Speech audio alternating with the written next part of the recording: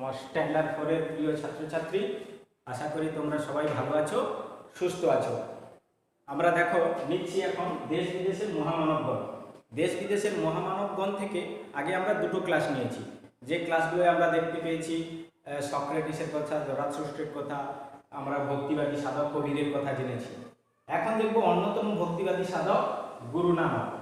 গুরু নানক বর্তমান যে পাঞ্জাব আছে, পাঞ্জাব প্রদেশে জন্মগ্রহণ করেছিলেন। তিনি অনেক দেবদেবী ইত্যাদি, অনেক দেবদেবী বা বহু দেবদেবীর বদলে একজন ঈশ্বরের কথা বলেছেন, এক ঈশ্বরকে সেবা করার কথা বলেছেন। তিনি অন্যান্য ভক্তিবাদী সাধকদের মতো জাতিভেদ কথা মানতেন না, উচ্চ নিচ্চ যে প্রভেদ আছে সেগুলো মানতেন না, মানুষকে ভালোবাসার কথা বলেছিলেন। তিনি তার সহজ সরল ভাষায় তার বক্তব্য রাখতেন, তার বাণী উপদেশ প্রচার করতেন। তিনি একটা নতুন ধর্ম প্রতিষ্ঠা করেছিলেন, যে ধর্মের নাম শিখ ধর্ম। শিখ ধর্মে আমরা 10 জন গুরুর অস্তিত্ব পাব। শিখ ধর্মে আমরা 10 জন গুরুর অস্তিত্ব পাব। প্রথম গুরু গুরু নানক, আর শেষ তথা দশম গুরু গুরু গোবিন্দ সিংহ। গুরু গোবিন্দ সিংহ।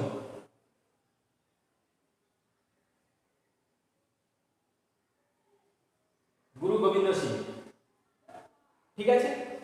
এই শিখদের যে বাণী উপদেশ, অর্থাৎ আমরা প্রথম গুরু নানক, পরবর্তীকালে গুরু যারা ছিলেন তাদের বাণী এবং উপদেশ এই গ্রন্থ সাহেব গ্রন্থে লিপিবদ্ধ আছে। তবে প্রথম দিকের 2-3 জন গুরুর বাণী আমরা এখানে পাবো। গুরু অর্জুন সিং পর্যন্ত যা শিখ গুরু যারা ছিল তাদের বাণীর কথা আমরা এই গ্রন্থ সাহেব গ্রন্থে পাবো। এই গ্রন্থ সাহেব গ্রন্থ শুধুমাত্র একটা ধর্মগ্রন্থ নয়, এই গ্রন্থ সাহেব গ্রন্থের ঐতিহাসিক গুরুত্ব যথেষ্ট বেশি। আর আমরা মূলত এখানে মহামানবদের তাদের মানবিক ক্রিয়াকলাপ সম্পর্কে জানলেও কিন্তু শিখদের সঙ্গে তৎকালীন মুঘল সম্রাটদের সঙ্গে যথেষ্ট বিরোধ ছিল। সেই ইতিহাসের কিছু ঘটনা ইত্যাদি এখানে লিপিবদ্ধ আছে। তৎকালীন মানুষের যে ধর্ম, মানুষের অর্থনীতি ইত্যাদি সম্পর্কে আমরা গ্রন্থ সাহেব গ্রন্থে জানতে পারি। গ্রন্থ সাহেব গ্রন্থ থেকে আমরা সুফি সাধকদের কথাও, কিছু সাধকদের কথাও আমরা জানতে পারি। ফলে এই যে গ্রন্থ সাহেব গ্রন্থের ঐতিহাসিক গুরুত্ব খুব বেশি। গ্রন্থ সাহেব গ্রন্থ গুরুমুখী ভাষা, অর্থাৎ গুরুদের মুখে যে ভাষা, সহজ সরল ভাষায় লেখা হয়েছে, তাই গুরুমুখী ভাষা বলে।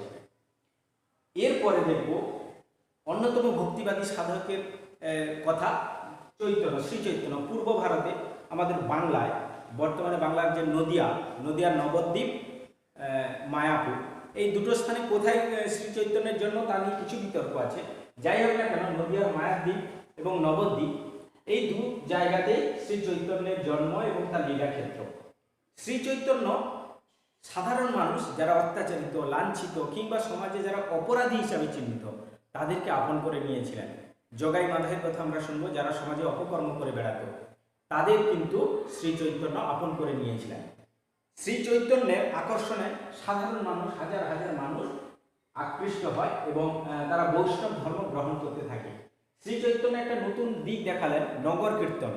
এই যে ব্যান্ড, দল বেঁধে নাচ, দল বেঁধে গান, ভ্রমণ ইত্যাদি শ্রী চৈতন্যদেব প্রবক্তা, অর্থাৎ খোল কর্তার নিয়ে শ্রীকৃষ্ণের নাম ঘষতে ঘষতে হরে কৃষ্ণ ইত্যাদি নাম করতে করতে নগরে নগরে ঘুরে বেড়াতেন। এই নগর কীর্তনের প্রবক্তা কিন্তু আমাদের শ্রী চৈতন্য বলে আমরা ধরে নিতে পারি। দেখো, শিখদের ধর্মগ্রন্থ যেমন গ্রন্থ সাহেব, বৈষ্ণবদের কিন্তু নির্দিষ্ট করে এরকম কোনো ধর্মগ্রন্থ আমরা পাই না। আমরা চৈতন্য চরিতামৃত, চৈতন্য মঙ্গল এই বইগুলোতে দেখব বৈষ্ণব ধর্মের নানা বাণী, উপদেশ ইত্যাদি খোদাই করা রয়েছে। এরপরে সর্বধর্মের সমন্বয়ে, অর্থাৎ হিন্দু, মুসলিম, খ্রিস্টান ইত্যাদি আমরা পৃথিবীতে ইত্যাদি আমরা বেশ কয়েকটা ধর্মের, আমাদের পরিচিত ধর্মের একটা মিশ্রণ, একটা সমন্বয়, একটা সুগঠিত রূপ, যার মধ্যে দেখতে পাই যিনি ফুটিয়ে তোলেন, যিনি যাকে স্বীকৃত দেন, একটা প্রাতিষ্ঠানিক রূপ দেন, তিনি হচ্ছেন শ্রীরামকৃষ্ণদেব। আর তার এই ধর্মীয় উপদেশ এবং বাণীকে যিনি আদর্শ হিসাবে গ্রহণ করে বাস্তবে প্রয়োগ করার জন্য, প্রচার করার জন্য, কাজ করার জন্য আত্মনিয়োগ করেছিলেন, তিনি শ্রীরামকৃষ্ণের প্রধান শিষ্য স্বামী বিবেকানন্দ। স্বামী বিবেকানন্দ জানো তোমরা ছোটবেলা যেহেতু এই স্কুলে পড়াশোনা করেছো, আমাদের সুন্দরবন রামকৃষ্ণ আশ্রম নার্সারি অ্যান্ড কেজি স্কুলে শ্রীরামকৃষ্ণের বাণী আদর্শ নীতিকে আদর্শ করে পাথেয় করে এগিয়ে চলেছে, পরিচালিত হচ্ছে। ফলে তোমরা জানো যে স্বামী বিবেকানন্দের সেই নরেন্দ্রনাথ দত্ত ছিলেন, ছোটবেলা থেকে পরে তিনি সন্ন্যাস ধর্ম নিয়েছিলেন। শ্রী চৈতন্যদেবও সন্ন্যাস ধর্ম গ্রহণ করেছিলেন, অর্থাৎ ঘর সংসারে মায়া ত্যাগ করেছিলেন, মানুষের সেবায় আত্মনিয়োগ করেছিলেন।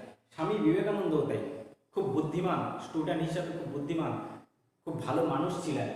কিন্তু তিনি কোনো রকম চাকরি বাকরি ইত্যাদি বা সংসারের বন্ধনে আবদ্ধ না হয়ে মানুষের কল্যাণের জন্য, জগতের কল্যাণের জন্য, জীব সেবার জন্য, ঈশ্বর জ্ঞানে জীবকে সেবা করার জন্য তিনি আত্মনিয়োগ করেছিলেন।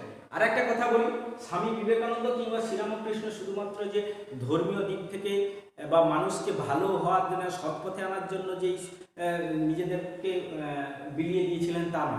তৎকালীন আমাদের দেশ কিন্তু পরাধীন ছিল, আমরা ইংরেজদের অধীনে ছিলাম।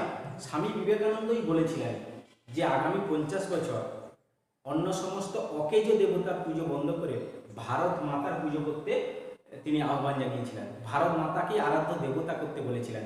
দেখো এখানে কিন্তু বিবেকানন্দের রাজনৈতিক মাহাত্ম্যের কথা আমরা পাই।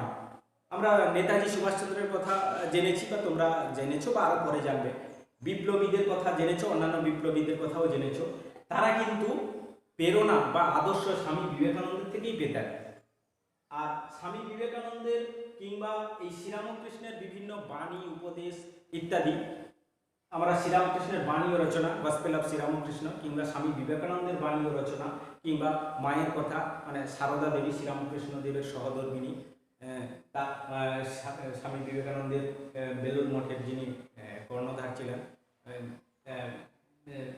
স্বামী বিবেকানন্দ, তার বিভিন্ন বাণী, বিভিন্ন ঠাকুরমা স্বামীজি উপর লেখা বিভিন্ন গ্রন্থ থেকে আমরা জানতে পারি। সেক্ষেত্রে কিন্তু আমাদের, যদি তোমরা এই বইগুলো পড়ো, দেখবে তোমাদের এমনিতে স্বামী বিবেকানন্দ, শ্রীরামকৃষ্ণ, মা সারদা এবং তৎকালীন অন্যান্য আমাদের পরিস্থিতি সম্পর্কে যেমন আমরা জানবো, তেমনি কিন্তু আমাদের নিজেদের চলার পথ অনেকটা সুগম হবে। যাই হোক, সব কিছুর শেষে আমরা একটা এক্সাম নিই, একটা মূল্যায়ন করার জন্য আমরা একটা পরীক্ষা নিই। আমাদের যে শেষ পরীক্ষা হবে, একটা 20 নম্বরের পরীক্ষা হবে, তার নোটিশ হয়তো তোমরা পেয়েও গেছো। সেখানে মূলত পঞ্চম এবং ষষ্ঠ অধ্যায় থেকেই প্রশ্ন হবে। আর প্রশ্নের প্যাটার্ন মোটামুটি তোমরা জানো, এর আগে যেভাবে হয়েছে সেই রকমই হবে। আর পেজ নাম্বার যদি ধরো তাহলে 51 থেকে 79 পেজ। ঠিক আছে, তোমরা হয়তো